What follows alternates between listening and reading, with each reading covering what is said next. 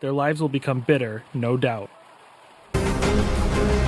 Israel and Iran attack each other. Iran even threatens nuclear war. Tel Aviv, Israel, AP. Israel and Iran traded strikes a week into their war on Friday as President Donald Trump weighed U.S. military involvement, and key European ministers met with Iran's top diplomat in Geneva in a scramble to de-escalate the conflict.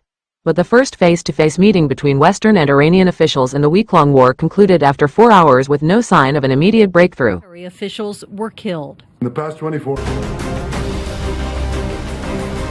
She's in our newsroom tonight. To give diplomacy a chance, Trump said he would put off deciding for up to 2 weeks whether to join Israel's air campaign against Iran. U.S.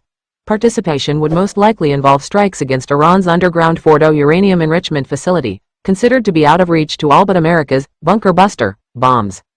Whether or not the U.S. joins, Israeli Prime Minister Benjamin Netanyahu said Israel's military operation in Iran would continue for as long as it takes to eliminate what he called the existential threat of Iran's nuclear program and arsenal of ballistic missiles.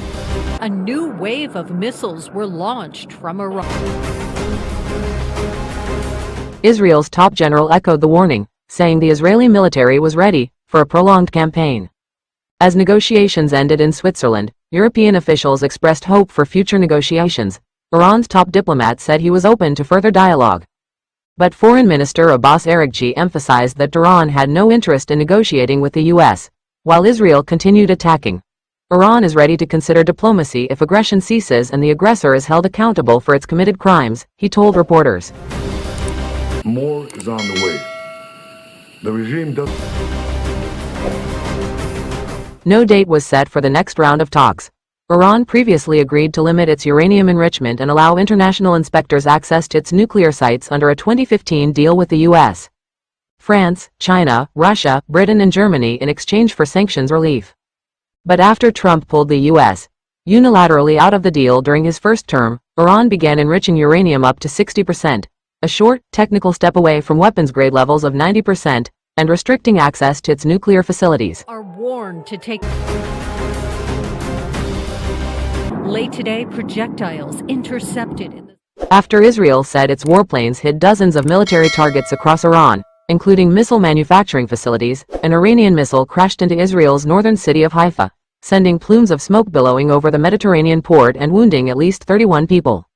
The war between Israel and Iran erupted June 13, with Israeli airstrikes targeting nuclear and military sites, top generals and nuclear scientists.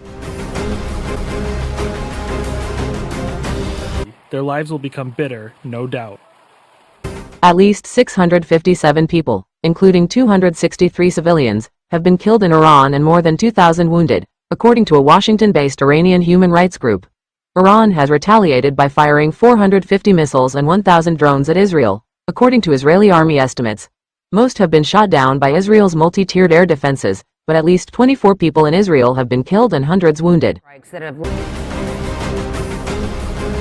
Military officials were killed. In the past 24. Addressing an emergency meeting of the UN Security Council, the head of the International Atomic Energy Agency warned against attacks on Iran's nuclear reactors, particularly its only commercial nuclear power plant in the southern city of Bushehr. I want to make it absolutely and completely clear. In case of an attack on the Bushehr nuclear power plant, a direct hit would result in a very high release of radioactivity to the environment, said Rafael Grossi, chief of the UN nuclear watchdog. This is the nuclear site in Iran where the consequences could be most serious. That's what we can say. Don't forget to support our channel by liking, commenting, sharing and subscribing. We thank you all for your support. Were launched from Iran.